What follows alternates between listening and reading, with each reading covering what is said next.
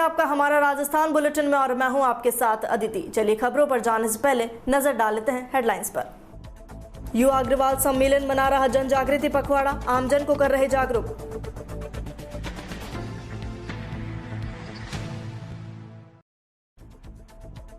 प्रदेश में आग उगलती गर्मी का दौर जारी, मुस्तैदी से फर्ज निभा रहे हैं पुलिसकर्मी।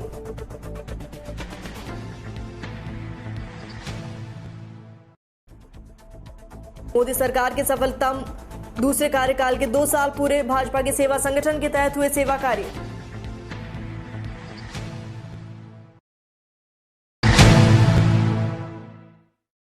और अब खबरें विस्तार से। जयपुर के चोमू में अखिल भारतीय युवा अग्रवाल सम्मेलन कोरोना महामारी से बचाव हेतु जन जागृति पखवाड़ा पूरे देश में आयोजित कर रहा है। इसी राष्ट्रव्यापी जन जागृति पखवाड़े का आज 5वां दिन रहा। अग्रवाल सम्मेलन के राष्ट्रीय अध्यक्ष मनोज जिंदल और राष्ट्रीय महामंत्री दीपक जाजोदिया के नेतृत्व में युवा अग्रवाल सम्मेलन कोरोना महामारी से बचाव हेतु जन जागृति पखवाड़े का आयोजन पूरे देश में कर रहा है। कार्यक्रम संयोजकों ने बताया कि 5वें दिन युवा प्रदेश महामंत्री राजेश कुमार अग्रवाल और प्रदेश प्रवक्ता संदीप कुमार के नेतृत्व में जयपुर जिले के चोमू कस्बा स्थित सब्जी मंडी, थाना मोड़, बस स्टैंड चौराहा, मुख्य बाजार आदि प्रमुख स्थानों पर कस्बे में आमजन और प्रशासन को मास्क और सैनिटाइजर का वितरण किया गया। साथ ही आमजन को मास्क लगाने हेतु जागरूक किया। प्रदेश प्रवक्ता संदीप अग्रवाल ने बताया कि अखिल भारतीय अग्रवाल सम्मेलन समय समय पर आमजन को जागरूक करते हुए समाज सेवा के अनोखे कार्यक्रम आयोजित करता रहेगा।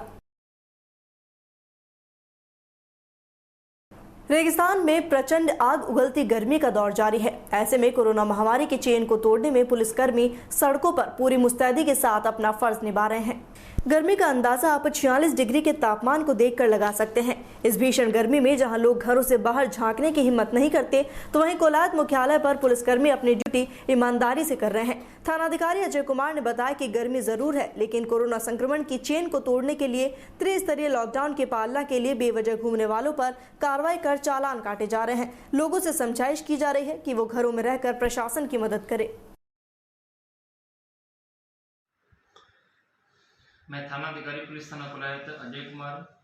राज्य सरकार द्वारा जो त्रिस्तरीय जन अनुशासन लॉकडाउन लगाया गया है और उसके तहत जो गाइडलाइन जारी की गई है, उसकी पालना करवाने के लिए पुलिस थाना कोलायत बिल्कुल प्रतिबद्ध है और इसके लिए अनवरत प्रयास भी किए जा रहे हैं। इस दौरान हमने जो समय के बाद या समय से पहले जो दुकानें खुलती हैं उनको सीज करने की कार्रवाई की है। तहसीलदार महोदय और एसडीएम साहब के साथ मिलकर हमने लगभग 15 दुकानें सीज की हैं और विवाह शादी समारोह को हम लगातार चेक कर रहे हैं। 3-4 विवाह समारोह पर हमने जो 5-5 हज़ार रुपये के चालान भी किए हैं और इसके अलावा रेगुलर नाकाबंदी करवाई जा रही है और कस्बे के अंदर पॉइंट्स स्थापित कर और पुलिसकर्मी तैनात किए गए हैं। और बात की जाए महामारी नियम के तहत चालान की, तो पिछले 3 दिनों में हमने लगभग 170 चालान काटे हैं और जो कि बड़ी संख्या है। और इसी प्रकार से पिछले 1 महीने में हमने लगभग 850 जो चालान कर लोगों को कोरोना की गाइडलाइन की पालना करवाने के लिए प्रयास किया है। वाहनों की निरंतर चेकिंग की जा रही है, सीज किया जा रहा है।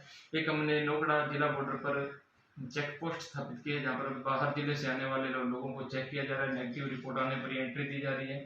इसके अलावा हमने एक कोविड स्पेशल टीम बनाई है जो निरंतर कस्बे में और थाना इलाका क्षेत्र में गश्त करती है और बीटवार एक टेलीफोनिक सिस्टम स्थापित किया है जिसमें हम पॉजिटिव आने वाले लोगों को थाना स्तर पर बीट कांस्टेबल के माध्यम से फ़ोन करवाते हैं और उसे घर पर ही रहने और आइसोलेट रहने के लिए हिदायत देते हैं और इसका उल्लंघन नहीं करने के लिए पाबंद किया जाता है।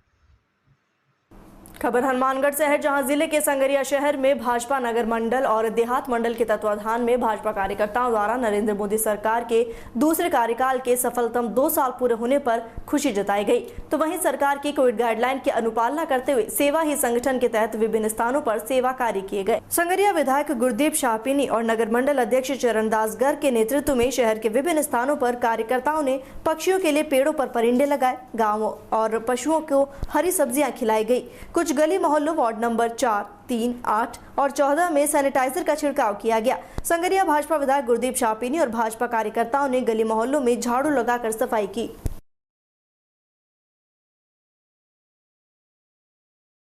आम मुस्लिम समाज द्वारा भीलवाड़ा में भोजन के पैकेट बनाकर जरूरतमंदों को वितरित किए जा रहे हैं। समाज द्वारा रोजाना 13 से 15 पैकेट जरूरतमंदों को भोजन वितरण किया जा रहा है।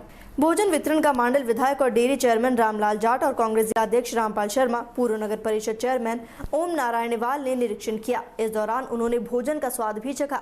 मुस्लिम समाजसेवी उद्योगपति मोहम्मद याकूब के नेतृत्व में पूरे शहर में कोई भूखा न रहे, इसके लिए मुस्लिम समाज पिछले 6 दिनों से लगातार भोजन पैकेट का वितरण कर रहा है।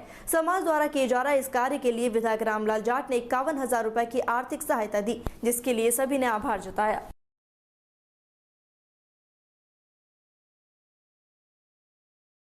कोरोना की इस महामारी में मुस्लिम समाज की तरफ से पिछले 6 दिन से 1500 पैकेट या 1300 पैकेट रोज़ वितरित किए जा रहे हैं। कोई भूखा ना रहे, कोई भूखा ना सोए। इस अभियान के तहत पूरे मुस्लिम एकजुट होकर सभी समाजों को डोर टू डोर पहुंचा रहे हैं। कोई टिप्पण लेने यहाँ नहीं आएगा, उसके घर जाके पहुंचाया जा रहा है। और ये जब तक लॉकडाउन चलेगा, जब तक हम वितरित करेंगे। ये सब हमने सीखा हमारे नेताजी श्री रामलाल जी की तरफ से, जिन्होंने हमेशा पब्लिक के लिए जी जान से लगे हुए हैं। जिस दिन से कोरोना आया है उस दिन से आपने वार रूम खोल रखा है, हेल्पलाइन सेंटर खोल रखा है। अभी 2 करोड़ रुपए डेयरी की तरफ से 2 करोड़ रुपए डेयरी की तरफ से टीके के लिए मुख्यमंत्री कोष में डोनेशन करके आए हैं। उससे पहले 3 करोड़ रुपए MLA कोटे से दिए हैं। हम हमारे नेताजी से सीखते हैं ये सब काम, और आज ये पधारे हैं। धन्यवाद, हमारा हौसला अफजाई किया, उसके लिए बहुत बहुत शुक्रिया। और अभी 51,000 रुपये की घोषणा की है रामलाल जी ने मुस्लिम फाउंडेशन को इस नेक काम के लिए। प्रधानमंत्री मोदी सरकार के 7 साल पूरा होने पर आज भीलवाड़ा में भाजपा कार्यकर्ताओं ने कई कार्यक्रमों का आयोजन किया। महात्मा गांधी चिकित्सालय के ब्लड बैंक में भाजपा के सभी प्रकोष्ठों के कार्यकर्ताओं ने रक्तदान शिविर का आयोजन किया। इस शिविर में 50 यूनिट से अधिक का लक्ष्य रखा गया। भाजपा जिलाध्यक्ष लालूलाल तेली ने कहा कि प्रधानमंत्री मोदी के नेतृत्व में सरकार के 2 साल पूर्ण होने पर भाजपा द्वारा जनसेवा के कार्य किए जा रहे हैं, जिसमें चिकित्सालयों में फल वितरण, जरूरतमंदों को राशन सामग्री वितरण के साथ ही कई सेवा कार्य किए जा रहे हैं। महात्मा गांधी चिकित्सालय में सभी प्रकोष्ठों के कार्यकर्ताओं की मदद से रक्तदान शिविर लगाया गया, जिसमें कार्यकर्ताओं ने बढ़ चढ़ कर हिस्सा लिया। भारतीय जनता पार्टी के हमारे सबके लोकप्रिय नेता नरेंद्र भाई मोदी जी के नेतृत्व में केंद्र सरकार के दूसरे कार्यकाल के 2 वर्ष पूरे हुए हैं, और सभी कार्यकर्ताओं में, आम जन में भारी उत्साह है।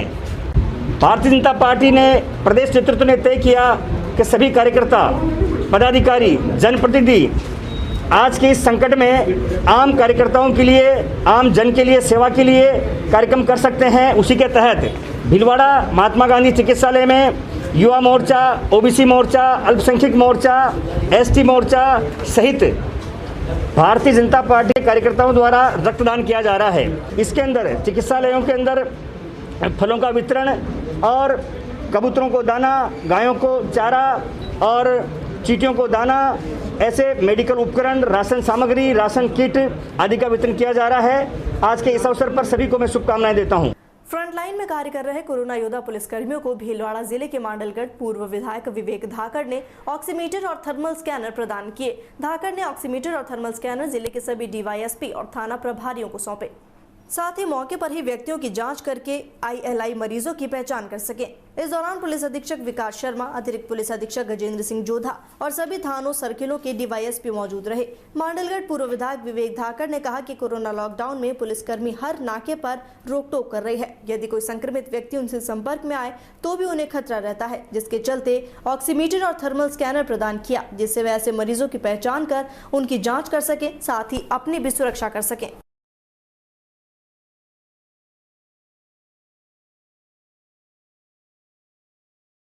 कोरोना की इस वैश्विक महामारी में सब अपने अपने योगदान में इससे लड़ाई लड़ें। इसके तहत हमारा एक छोटा सा योगदान है। ज़िले के जितने भी थाने हैं, मांडलगढ़ विधानसभा क्षेत्र में मैंने अभी कुछ दिन पहले थानों में और जेल में ऑक्सीमीटर्स और थर्मल स्कैनर्स दिए थे। मेरे मन में विचार आया कि पूरे ज़िले में इनको दिया जाए, तो आज तीनों एडिशनल SP जो हेडक्वार्टर्स हैं उसके हिसाब से हमने एक लिस्ट मंगाकर सारे थानों में 2-2 ऑक्सीमीटर्स और 2-2 थर्मल स्कैनर्स दिए हैं। इसके पीछे उद्देश्य ये है कि कोरोना में जो बेसिक जो चीज़ डायग्नोस होती है वो या तो फीवर या आपका ऑक्सीजन लेवल इससे आ रहा है, ताकि टाइमली डायग्नोस होके विधिवत जहाँ पे भी उनको चिकित्सकीय लाभ लेना है वो लाभ ले सकें। इस उद्देश्य से पूरे ज़िले के थानों में और जेल में ये दिया है। इसको हम एक्सटेंड करते हुए मेरी बात हुई है DTO ऑफिस में, जो इनकी फ्लाइंग्स हैं, आबकारी थाना, ACB और जहाँ जहाँ हो सकता है वहाँ हम देंगे। मांडलगढ़ विधानसभा में मैंने राशन डीलर्स को, GSS को, जहाँ जहाँ पे भी पब्लिक डीलिंग्स है, जहाँ जहाँ पे भी लोग ज़्यादा आ जा रहे हैं, क्योंकि कोविड के बाद भी टेम्परेचर लेने के लिए और ऑक्सीजन लेवल नापने के लिए ये उपयोगी हैं, ये रेगुलर वे में काम आते रहेंगे। खबर सिरोही से है, जहां जिले में आबकारी आयुक्त जोगाराम के निर्देश पर गठित टीमों ने बड़ी कार्रवाई को अंजाम दिया। प्राप्त जानकारी के अनुसार अलवर, डूंगरपुर, अजमेर, जालौर और उदयपुर की टीमों ने पूरी कार्रवाई की। उदयपुर आबकारी विभाग के सहायक आबकारी आयुक्त राणा प्रताप सिंह के नेतृत्व में ये पूरी कार्रवाई हुई। अचानक से हुई इस कार्रवाई में सिरोही प्रशासन ने मानो हड़कंप मच गया। साथ ही बाहरी टीमों द्वारा कार्रवाई होने के बाद स्थानीय पुलिस प्रशासन और आबकारी विभाग के जिम्मेदारों पर गंभीर सवाल उठने लगे। आखिर इतना बड़ा लाइन का ये सिस्टम किसकी सह और आपसी पनाह या किसकी सांठगांठ से चल रहा था? सबसे बड़ा सवाल ये उठता है कि आखिर सिरोही आबकारी विभाग और सिरोही पुलिस और उसका खुफिया तंत्र क्या कर रहा था? जिले से लंबे समय से अवैध शराब की तस्करी बदस्तूर जारी होने के बाद भी आखिर स्थानीय प्रशासन द्वारा कार्रवाई नहीं करने के पीछे क्या रहस्य है? हर कोई यही जानने हेतु इच्छुक रहा। शायद ही ये बात किसी के जहन में उतरे कि सिरोही प्रशासन के जिम्मेदारों को ये सब कुछ ना पता था। पूरे मसले को लेकर पिंडवाड़ा आबू क्षेत्र से भाजपा विधायक ने इस विषय पर गंभीर सवाल दागते हुए अपने ट्वीट में कहा कि गुजरात सीमा से सटे सिरोही जिले में बॉर्डर हाईवे मार्ग पर लाइन शब्द आखिर क्या है? जिले से तस्करी कर गुजरात में ले जा रही हरियाणा निर्मित शराब पर कार्रवाई करने वाले पुलिस कर्मियों को लाइन हाजिर का इनाम मिलता है। क्या यही है अशोक गहलोत का सुशासन? ये ट्वीट कर विधायक ने जिम्मेदारों से गंभीर सवाल किए। इसके साथ ही गुजरात राज्य से सटे सिरोही जिले की सीमाओं में होकर तस्करों द्वारा भारी मात्रा में अवैध शराब की तस्करी आखिर किसकी पनाह से होती है और ये लाइन कहां तक जुड़ी है, हर कोई जानना चाहता है। प्राप्त जानकारी के अनुसार रोहिड़ा थाना क्षेत्र के भुजेला निकट GSS के पीछे एक खेत पर बने गोदाम में ये पूरी कार्रवाई राजस्थान के कई जिलों से आई टीमों ने की। यहाँ पकड़ी गई शराब की खेप को अन्य राज्यों में भेजा जाना था, जिसमें करीब 1 दर्जन से ज्यादा वाहनों को जब्त कर कई लोगों को हिरासत में लिया गया। जानकार सूत्रों का दावा है कि ये पूरा सिस्टम कई जिम्मेदारों की आपसी सांठगांठ से चल रहा था। मिली जानकारी के अनुसार शराब से भरे 15 वाहनों को जब्त किया गया है। आबकारी विभाग ने 11 जनों को हिरासत में लेकर वाहनों और शराब को आबू रोड आबकारी थाने लाकर अग्रिम कार्रवाई को अमल में लाया गया। पूरी कार्रवाई आबकारी आयुक्त जोगाराम के निर्देश पर सहायक आबकारी आयुक्त राणा प्रताप सिंह के नेतृत्व में की जा रही है। अवैध शराब की कीमत लगभग 5 करोड़ आकी गई।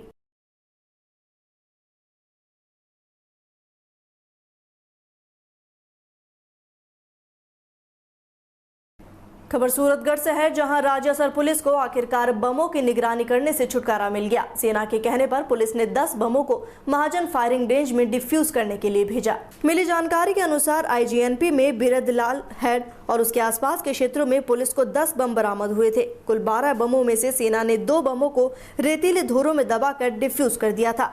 उपखंड अधिकारी मनोज मीणा, CO शिवरतन गोदारा, राजियासर थानाधिकारी विक्रम तिवाड़ी IGNP क्षेत्र में पहुंचे, जहां अधिकारियों की मौजूदगी में सेना की टीम और सेना पुलिस ने IGNP नहर की मुख्य शाखा कन्वर्जन लिफ्ट नहर और लिफ्ट नहर के पूर्व में मिले 10 बमों को एकत्रित कर पिकअप में भरकर महाजन फील्ड फायरिंग रेंज में पहुंचाया। इसके बाद बमों को निस्तारण के लिए भटिंडा से सेना का बम निरोधक दस्ता निस्तारण की कार्रवाई करेगा। राजियासर SHO विक्रम तिवाड़ी ने बताया कि जंग लगे हुए मोर्टार बम 2001 में सेना के आयुध डिपो में आग लगने पर बम और अन्य किस्म के बस उछलकर ग्रामीण क्षेत्रों के खेत में गिरकर दब गए, जो यदा कदा इन क्षेत्रों में मिलते रहे। स्थानीय प्रशासन ने सेना को पत्र लिखकर इस एरिया में सर्चिंग अभियान चलाकर बमों को तलाश कर इन्हें डिफ्यूज करने की कार्रवाई बाबत लिखा।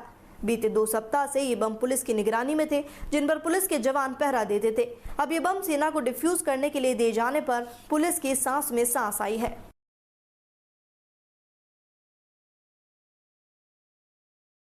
और इसी के साथ फिलहाल इस बुलेटिन में इतना ही। राजस्थान की तमाम खबरों के लिए बने रहिए DPK न्यूज के साथ। नमस्कार।